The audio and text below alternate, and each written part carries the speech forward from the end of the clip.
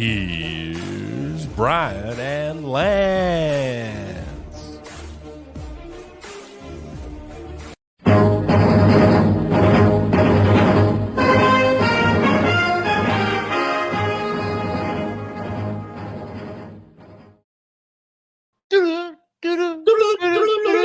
All right, we're live from 304 Studios, aka SpunkLube.com Studios in Jonesboro,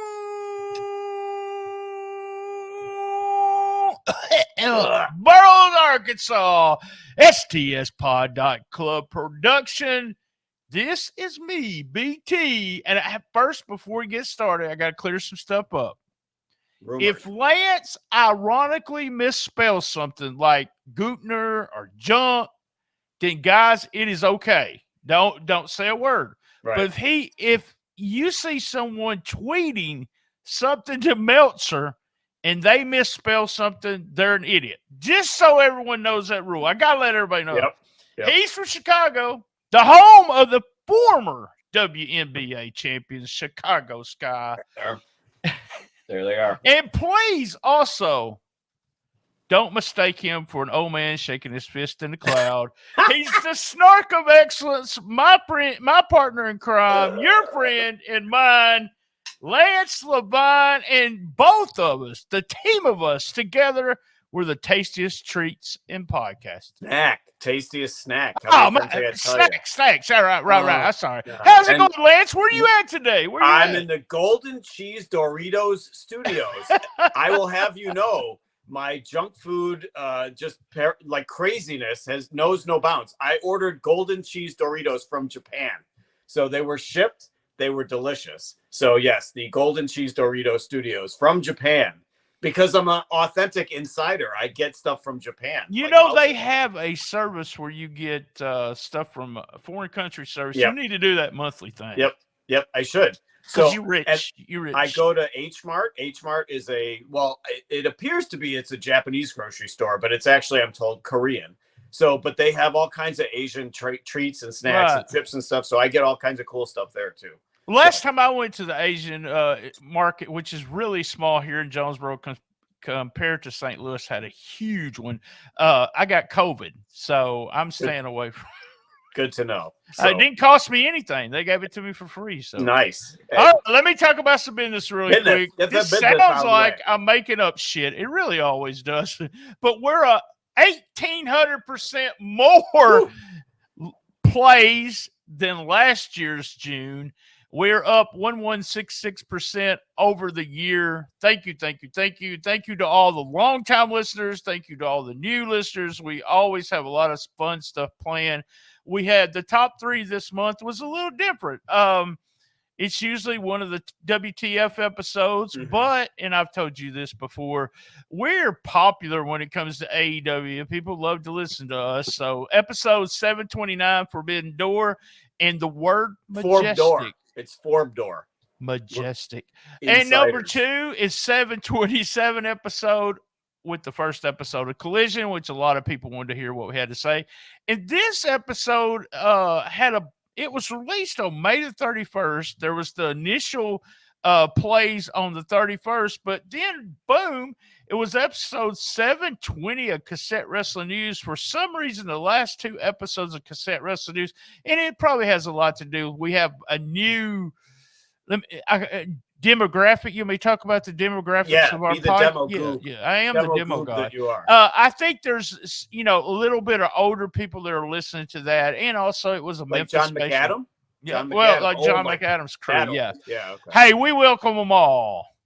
Tall, small, we welcome all. All right, dude, let's get started. Number 10 is always one of my favorite. As you search the Observer, the World Wide Web, to get everything about all the sources. Look, and I'm sitting here reading it. You're going to surprise me, but Stip match of the month is from DDT. Oh my God, Japan. And I'll have you know, the Stip match, so number 10 never comes from the Observer. It's always stuff that I have to research. Okay. Things.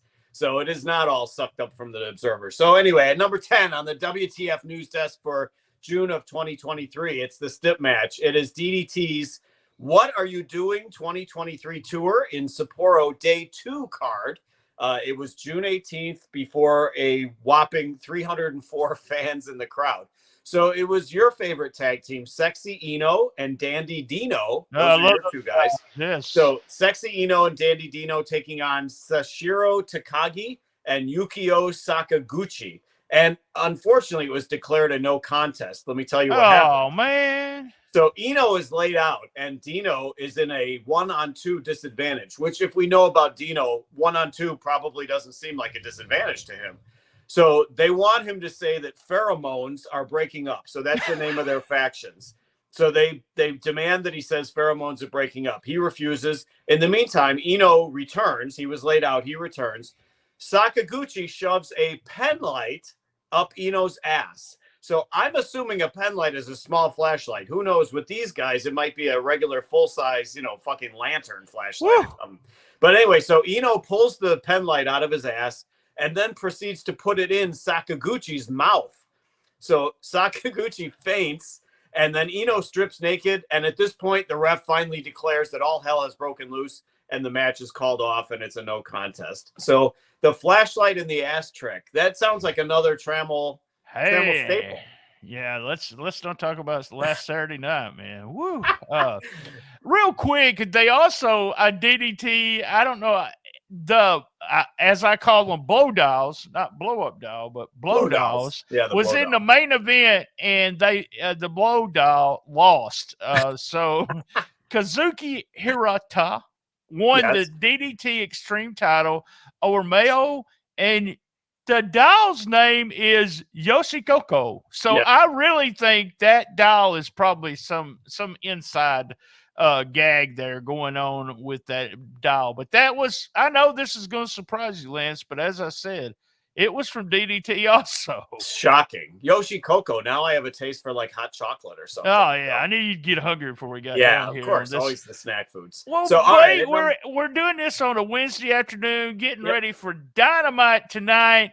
So speaking of Dynamite, let's go to number 9. Number 9, we got the Young Bucks. That's what we call a segue. That was a segue. That was good, wasn't it? That was good. In the business. That was smooth. Business. So at number 9, we got the Young Bucks cosplay at Walmart. So there is something at Walmart called the men's AEW The Young Bucks adult costume. It's listed. There we go. There's the visual if you're watching us. It's listed on Walmart.com for the low price of $39.95. It has, as you can see, it has the fringe, it has the elite headband, and nothing but 5-star reviews. So it's got 5-star reviews. Now, me personally, I gave it a 7-star review. So I know you did. You said it was majestic. You don't like the 7 stars, but I have to because it just looks so good. So the bad news is it's currently sold out. I'm hoping that I'm praying that they get more in before Halloween because this will be a big Halloween thing. So I did look at those reviews. I did my research. So one review said this, and I quote, "Wednesday nights, I like to stay up late and watch Kenny Omega while I wear this costume." So that was a good one. And then the other review, this guy took after my comment. He said, "This item would have gotten 10 stars in the Tokyo Dome, but since it's on Walmart, just 5.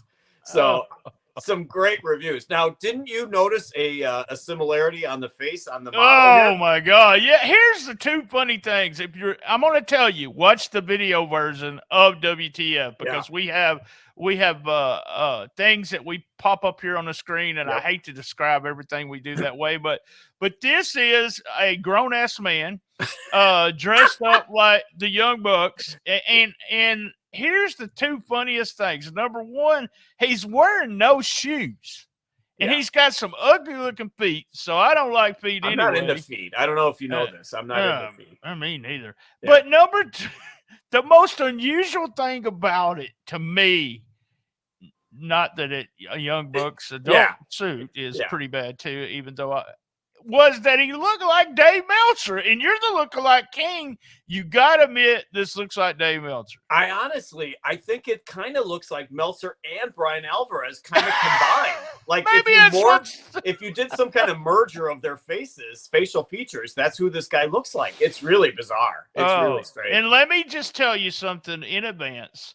if it would have been in stock, you would have already got one. So I was ready to order one to send to you because I knew that's what you wanted. Now, does it come in all sizes, I wonder? Does it come in like all up to the 5XL and stuff? I have no idea. I was going to order you one. And I was going to order one. I have seen at numerous shows and at All Out and at StarCast, rather, I've seen guys in the costume. Yeah, so, I mean, well, sure. that's like a norm when it comes to, like, I was this past Saturday, Furby and I were at a con, a bunch of people, walking around in cosplay. No, I wasn't looking at that girl. But yeah, it's fun. It's really... It's fun for people. I don't get into it, but there's all kinds of. We were at a Wizard Con one time, and every time I saw Spider-Man, it's all kinds of sizes and just one guy had the crotch was all the way down to his knees. I was like, what are you doing? It was the weirdest looking but I would go Spider-Man real loud for no reason, and boy, they would turn around and be so happy that I said something about them. But yeah, it's cosplay's different. It's people that get into stuff a little bit more than I do, but I just found that just hilarious. Yeah, just great. So, all right, at number 8, we've got our monthly crime blotter. So we got BJ Whitmer here, we got John Washington, and we got Ted DiBiase for the millionth time. So June 12th, AEW announces producer BJ Whitmer is released after his arrest on domestic violence charges. He was arrested June 4th. We're not at all making light of the domestic violence charge, but he's arrested June 4th in Boone County, Kentucky, charged with first-degree strangulation and second-degree burglary. Bond is set at $25,000. It turns out his ex-girlfriend claims that he broke into her house. He tried to strangle her. So my question is, what if he's found innocent and he got fired? So that was kind of strange to me that he got fired. They do that almost all the time now. It's like, oh, well, even with football players and everything, they get, I mean, can you believe they've accused some of the NFL players of doing steroids? Unbelievable. Can you believe it? HGH. And they just release them or they suspend them. I mean, suspending is one thing if there's an accusation, sure. But I mean, to fire the guy when he hasn't been found guilty of anything, again, not to defend him or anything, but I'm not defending him, but I'm thinking about what if he would, look at all the stuff that we supposedly that Riddle did, but he never got fired. We never found out anything. Did BJ come in and say, and like I said, I'm not trying to make light of the situation. Right. But did BJ come in and say, yeah, I slapped the bitch, or something like that? I mean, what happened? How did you get fired? Didn't he have troubles? Wasn't he married to, and I'm totally wrong, might be totally wrong. He was married to a wrestler. And she had problems with him too? I don't remember. I just remember maybe you're thinking of Elgin. Elgin had the same kind of type of story. No, I really think BJ was married to one of the ROH girls that was the champion at the time, and they had some problems. But Elgin had some problems too. We will look that up. All right, further on the crime blotter, we've got John Washington. And I might have been sleeping in social studies, but wasn't John Washington like the 6th president of the United States? I don't remember. But anyway. John Washington, is he with the AEW? No, he didn't get fired. So John Washington, a.k.a. Owen Travers, which reminded me of Billy Travis, who got in trouble for this kind of shit too. So John Washington pleads guilty to 2 counts of attempted lewdness with a child under 16 in Las Vegas on June 15th. So he had worked indies, and he also worked for Future Stars of Wrestling. Shout out to Neckbeard Nation. He entered the reason this is in here, again, this one's not funny either, but the reason this one is in here for me is because Washington entered the Alford plea, something called the Alford plea. Are you not familiar with that? I was not familiar with it. So when you look it up and see what it means, it says that the Alford plea means that he only admits that they have enough evidence against him, but he does not admit to guilty actions. So I'm like, what? What is that? So I am admitting you have a lot of evidence on me, but I did nothing. That is my plea. And he is found guilty. So anyway, that was bizarre to me that there is such the Alfred plea is designed. It's designed a lot for people that's had the West Memphis Three. They had this big case against them for a long time. They had a bunch of evidence. To get them out of jail, which they got out of jail and everything right here in Jonesboro. They had to do an Alfred plea saying, and it pretty much says, "Hey, I'm guilty, but we're going to let you go. So you admitted to doing it, but we're going to let." So I don't know if the family really wanted him to say. They may have been something going on with that, but that's just odd to me too. Yeah. And also, the guy does have a track record of incidents with kids, by the way. So just to get that out there. Fuck. So, and then finally, in our crime blotter, we have Ted DiBiase, 69, saying that he is dealing with giggity. Yeah, saying he's dealing with memory loss from years in the ring.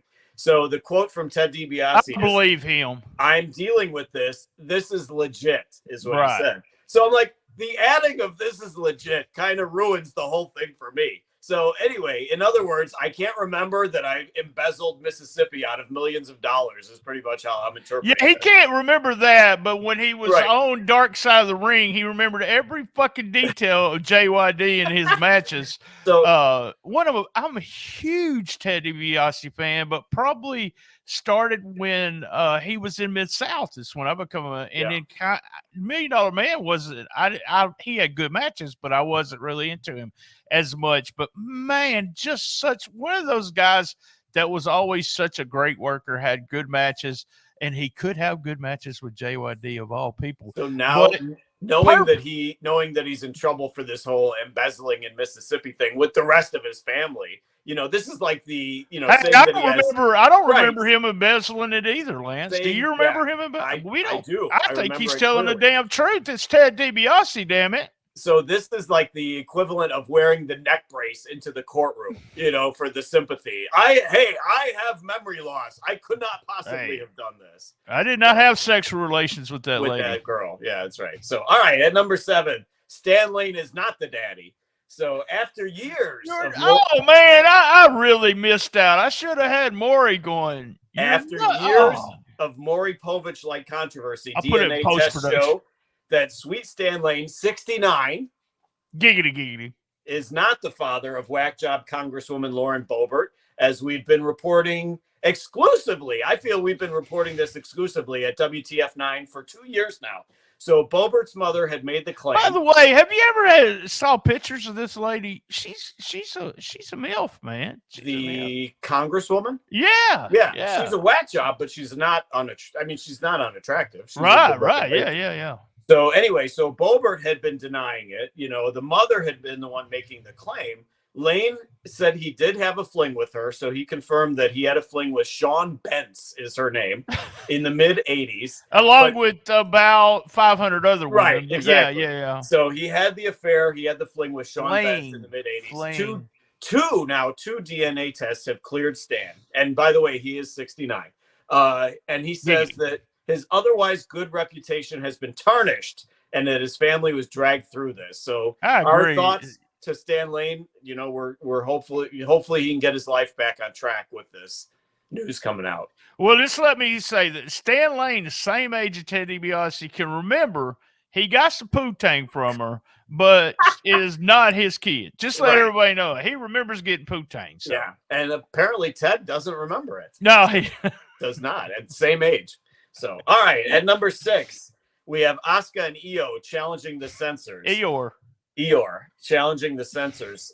So on the June 2nd episode of SmackDown, the two Japanese stars get into it. They go at it again. Like we saw that a couple months ago, they went at it, and all of a sudden they just go off in Japanese, and so we don't have no idea in Japanese. And they can get away with murder because they're speaking in Japanese. So we have prepared a brief dramatic read. We have got the interpretation of what they said. We have the actual words in English now. So Brian Trammell, our own Brian Trammell, will be playing the role of Io. Is it Io? Io Shirai? Io Sky, yeah. Io Sky, and I will be playing Asuka. So we're going to get started on this, starting with Io. Hey, Miss Asuka, you sure are getting way too cocky. I win at Money in the Bank. Points that briefcase. I got a point briefcase. I will challenge for that title. I will become the new champion. So best regards. Child, little children, we are not allowed to be here. Shut up, you piece of shit. Stupid. Piece of shit. Stupid. There we go. Yay! Nicely done. So yeah, nicely done, Lance. Yes, they got away with piece of shit and stupid. I think they could get away with, but I don't know. But they got away with piece of shit on national live TV because they did it in Japanese. So Asuka and Eeyore at number 6. All right, man. You know what the spot is. We got 5, 4, 3, 2, 1 coming up. Listen to a commercial. If you're on Patreon, you don't get a commercial.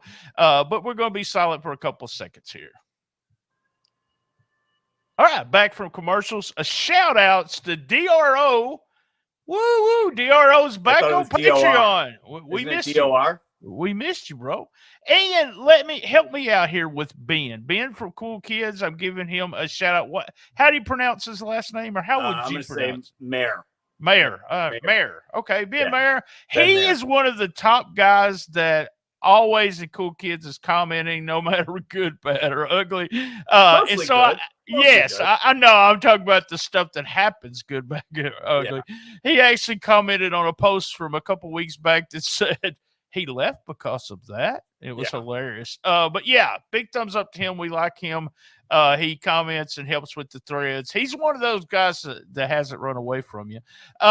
We also are going to talk about runs toward me, I would say. Yeah, we're going to talk about our brand split show just real quick here. Yep. But you have some shout outs, right?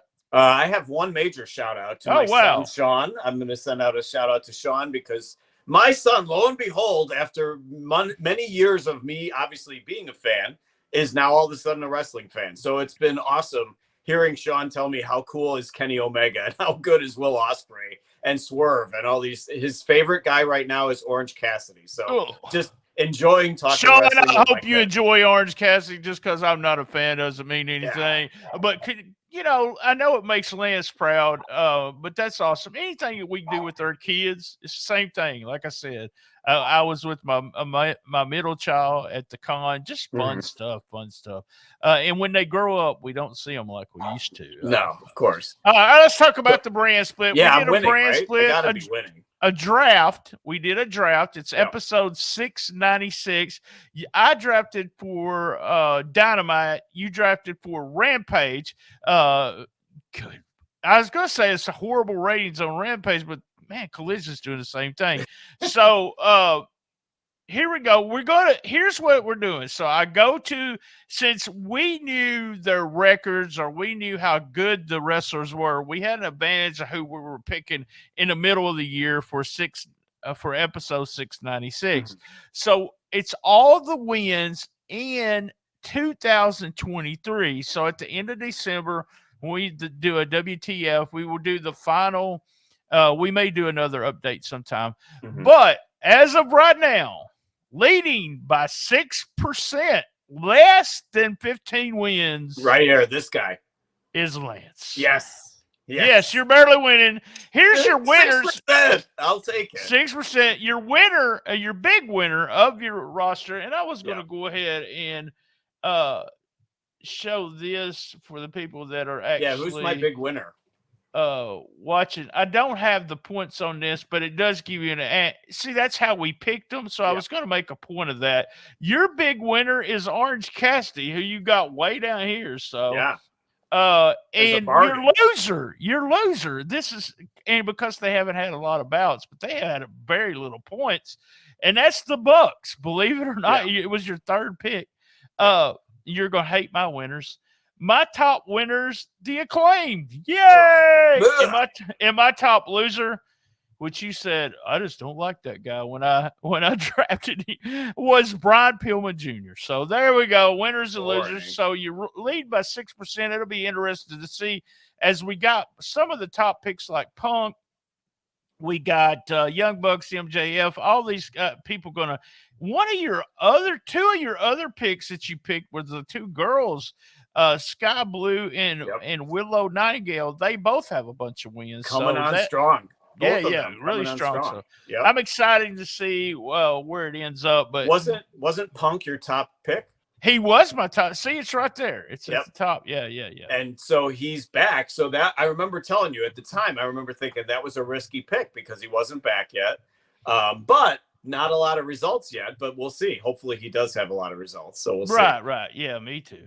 All right, here we go. Let me get off this. I almost pushed the button, so I left the studio. So, all right, we got off that. So if you're watching video, we give you special stuff. So, all right, 5, 4, 3, 2, 1. All right, at 5, it is, of course, smut time. So social media uproar time. We got Jericho's new catchphrase. We got Big Swole can't shut up. We got Kyle Fletcher disagreeing, and Davey Richards loves you. So as we've been reporting for months now on WTF 12, Chris Jericho, his new default Twitter response to negativity is go fuck your own ass. So we mentioned it last month, and now we're mentioning it again. So somebody had posted a picture of him shirtless with Fozzy. It was his band Fozzy. He didn't have a shirt on. And the guy tweets that the only time Jericho had a six-pack is when Austin threw him one. So, of course, this was June 1st. Of course, Chris's reaction was, go fuck your ass, Dave. Not Dave Meltzer. It was the tweet guy. The guy was a guy named Dave tweeted it. Then on June 20th, at Revolution 2022, it must have tweeted something negative about Jericho because it got deleted, so we didn't get to see it. But Jericho's response was, oh, by the way, Revolution 2022, go fuck your own ass. And the tweet was deleted. So anyway, so that's his new catchphrase. I think Pro Wrestling Tees should get that going. I think that's. I think Jericho needs to stay off Twitter when he's drinking. So there you go. So then on let's see, June 17th, we had on the June 17th Raw, Cedric Alexander and Shelton Benjamin. Those guys are still around. They lose to Indus Sher in 2 minutes. And former AEW quote star Big Swole, who happens to be Mrs. Cedric Alexander, complains that they deserve better. And, quote, the Hurt Business should have been back. Lord. And when I read Lord, I had to read it in your mother's voice. Lord. There you go. So I got to tell Big Swole, you better shut up or you're going to get them fired too. Just so like stupid. You got fired. Shut your mouth up. Yeah. You're going to get them in just as much trouble as you. Because they're barely hanging out. I have not been a fan of hers since she was around the ring during COVID, and she gave a bunch of people COVID. No, I'm just kidding. And Lance Archer was walking around the ring at her, and she wouldn't sell it. She didn't sell it. She was like, I was like, don't bow up at Lance Archer. He can kill you. He's twice your size or more. So stupid. More than twice your size. So, all right. Then on the June 28th episode of Dynamite, the newly turned Jungle Boy Jack Perry, or as we like to call him, what do we call him? JBJP. JBJP, we're insiders. So he said in this heel promo, his first heel promo, he said, I'm still banging the hottest bitch in this entire place. And of course, for us insiders, we know that's Anna JASS. So he said that. And then later that night, Sky Blue's boyfriend, who happens to be Kyle Fletcher of Aussie Open, or as we like to call them now, Assy Open, apparently. So he rebuts simply, LOL, nah. I thought that was classic, just a very short answer there that JP is not banging the hottest. Hey, the only guy that I would have sex with, I mean, the only guy that I'm jealous of would have to be that Juice Robinson boy. Oh God. Or Juice Robinson, either one of them. Yeah, so, either one of Roberts or Robertson. So my question on this is, where's Adam Cole and where's John Hennigan? Because they are both with attractive ladies in AEW too. They should have also commented. So anyway, finally, Davey Richards follows up the March retirement that we loves you. He loves you, Lance. So on WTF2 at the time, we had reported that he was retiring. Now he's saying that one of the two exes that accused him has recanted. The claims were false. God has forgiven him. God also gave him talent for wrestling and medicine. He's happy and at peace, and that he loves us all. So we got that going for us. We have Davey Richards' love for us all on Smut at number 5. He's one of those guys that needs someone to say, shut the fuck up, because anything you're going to say is going to make it worse. Of all the people that got accused of stuff, I think Elgin and man, who else we don't see? BJ Whitmer. Yeah, BJ Whitmer. No, I'm saying the people that get accused back in the day with the Me Too thing, most people come back, especially if there wasn't anything to it.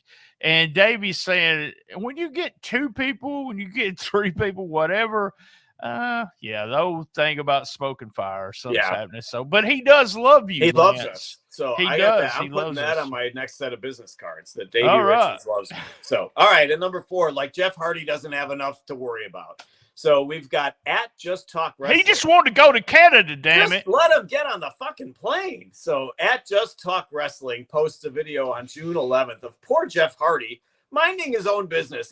You can't really tell where he's walking through, but you assume it's an airport. It could be a mall, airport, something.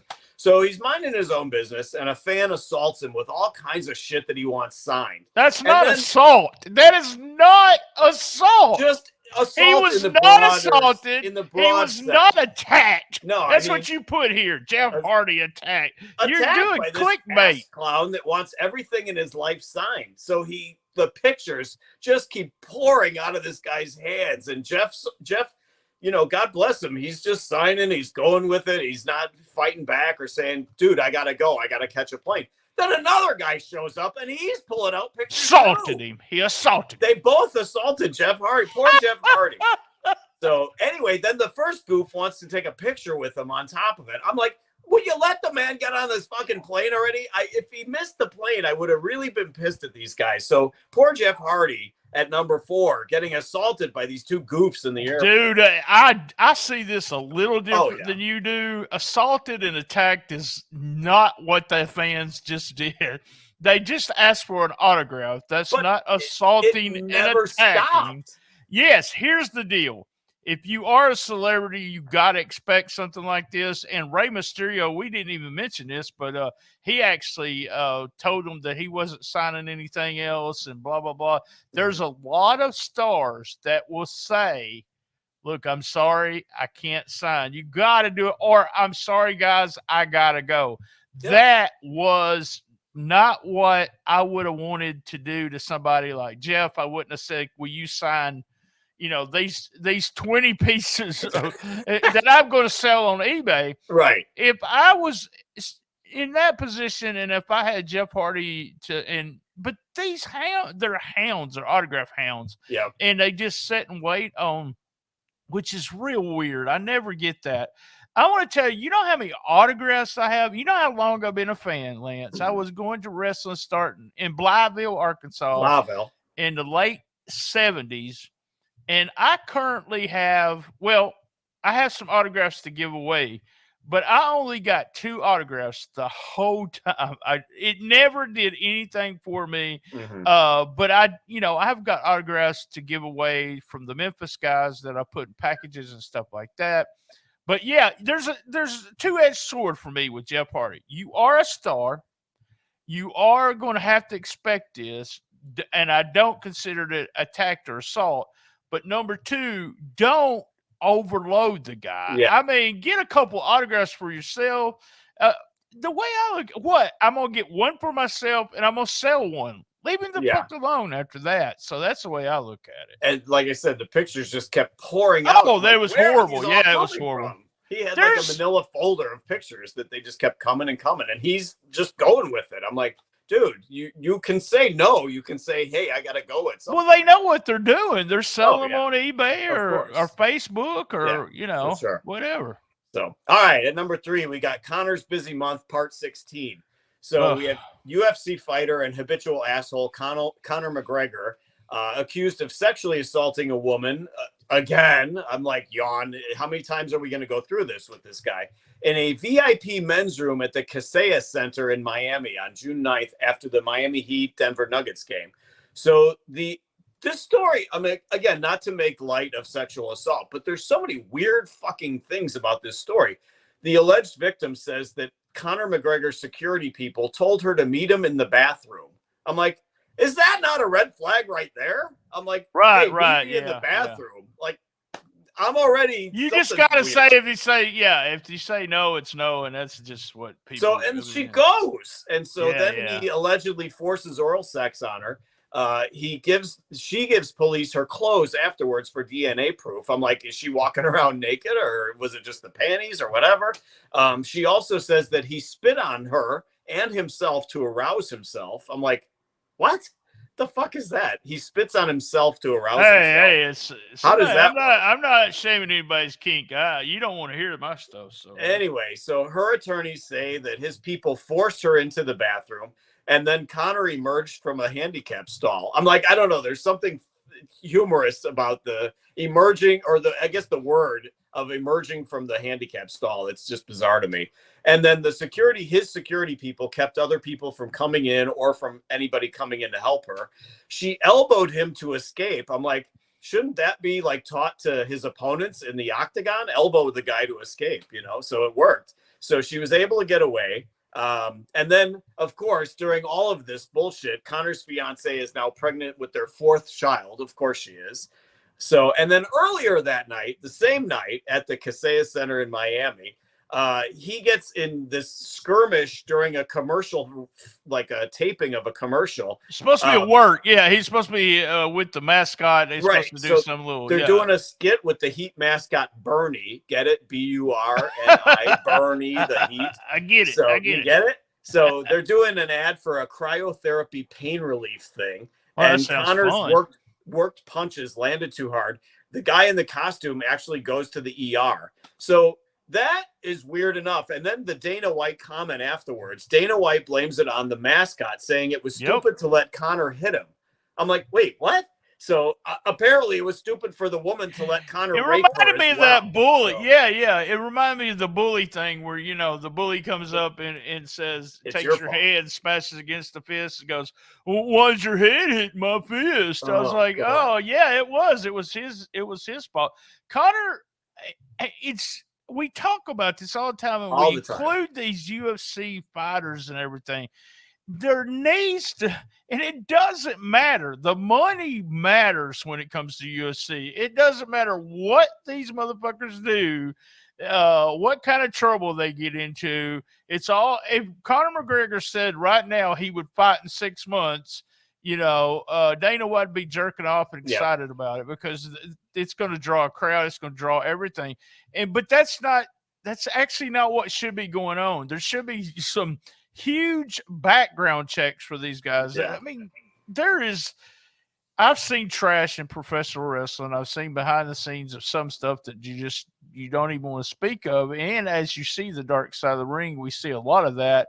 But man, UFC has some, just how many times is this guy going to get accused of sexual assault? I mean, I know. Yeah. He's got a problem. He's got a problem. So, all right. At number 2, we got more nut job fans. So Ryback Reeves, which is now his legal name. I looked it up. I love Ryback. It. Yep. Ryback Reeves on his podcast, which again goes to prove that everybody has a fucking podcast.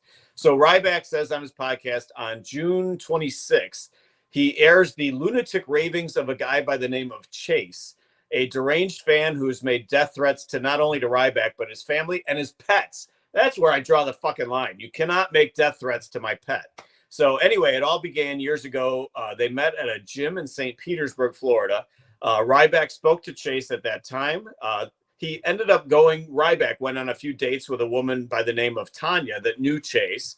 And then Ryback happened to look at him. Apparently he looked at him funny. And that's when the threats began. Damn it. Chase was somehow, I know. So you're looking at me funny. Yeah, I'm looking at you funny. I'm looking at you. So Chase was some way, when Ryback was still in WWE, he got backstage in an event.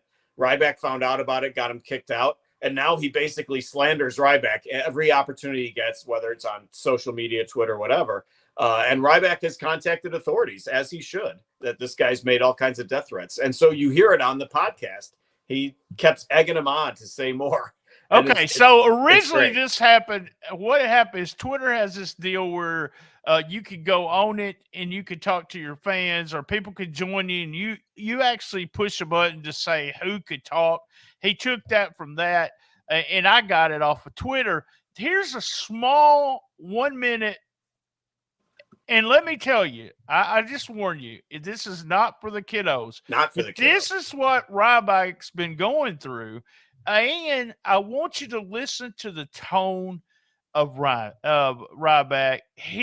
Man, you got to pat that guy on the back. He does not lose his cool, not one time. So here we go. Hey, Chase. No, seriously. How many hours did you sleep last night? A perfect 10 hours. You can't, because you can't find me, little bitch. Oh, let me ask you a question. I am from India. My name is Billy Thompson. I thought that you would get the hint. Chase, let me ask you something. When you get locked up for 10, 15 years, when you get out, do you think you're going to still come after me? To be honest, I want to stick the cock in your mom's throat, and it will be worth it. Yeah? What are you going to do when you get locked up for 10, 15, 20 years on this? We will talk about it. You realize that they're going to charge and prosecute you. You realize this. My man, we will talk about it. My man.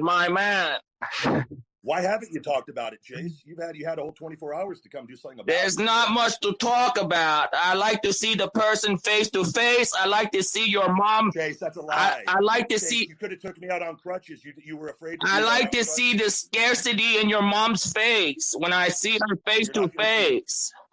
Why did you? Over and over and over. Yeah. I listened to. I actually recorded like over 3 minutes of it, and just. I mean, I was a Ryback fan. No one in the smart community liked Ryback but me. I think I was the only person that likes him, the only person that likes all the big giants for some reason. But I loved. I was like Almost. Yeah, I like Almost, and I like Ryback. I always did. And one thing is, I actually talked to him when I was promoting wrestling. He was Ryan Reeves at the time, and it was way before he was, big and right. But he was a nice guy, just super nice. But I had to say, I just had to play that because I wanted everyone to listen, not to what the guy was. It's just the rant that this idiot keeps on doing. Yeah. But it's Ryback's voice. He is so calm. Yeah. And I would be going, as soon as he started talking about my mom, I'd be going crazy. So big thumbs up to Ryback. I apologize. I hate anyone has to deal with a stalker. Now that's considered assault and attacking. I was going to say, that's what those Jeff Hardy dudes would have turned into had he not signed the pictures. They just want money is all they want. But and then on top of it, I didn't even catch. I had already listened. I listened to maybe 90 seconds of it, but the part I listened to was before the clip that you played. I didn't hear the Indian racism going on. Oh, it's horrible. He's horrible. Like making up this fake, terrible Indian accent on top of it. The fans of Ryback jumped in and worked to find the IP address and everything of this idiot. So it was awesome. It was and awesome. I like the fact that you coined us the smart community. I like the fact that we have a community. So that's nice. It's like a brotherhood. We are the smart community. So, all right. Well, that brings us to number one. We have a second mention. Jericho is out of control. So at the media scrub for Form Door, the media What the fuckinator? He's trying to get What the fuckinator for 2023 is what he's trying to do. So he's at the media scrum for Form Door. We call it Form Door. It's June 25th. Was Aaron Crone at the media scrum? I'm not sure because everybody knows what a media scrum is. Eric. So anyway, Chris Jericho whacks a water bottle with Floyd the Bat. He's facing off with Sting. He whacks the water bottle with Floyd the Bat. The bottle inadvertently hits reporter and longtime TK crony John Muse in the face and cuts above his eye. So John Muse gets a cut. Do you remember that name? John was all over the Observer and the other newsletters too. So yeah, I do. So TK says this is unacceptable. AEW Medical treats the cut. And Jericho privately, he pulls Muse aside privately and he says, what do you think he says? He says, go fuck your ass. No, he does not say go fuck your ass. Go fuck your ass. He does apologize. He apologizes for hitting John Muse in the face with the water bottle. So Jericho out of control at number one. Man, that was a name, a blast from the past when I seen that. And he said that he'd been friends with TK for a long time.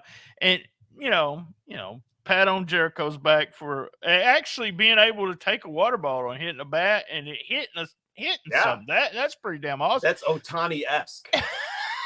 Right. Jericho, he's trying to get what the fuckinator for 2. I know he's got more mentions, I think, just for his catchphrase. All right, guys, we have an awesome honorable mentions coming up. If you're not a Patreon member, shame on you.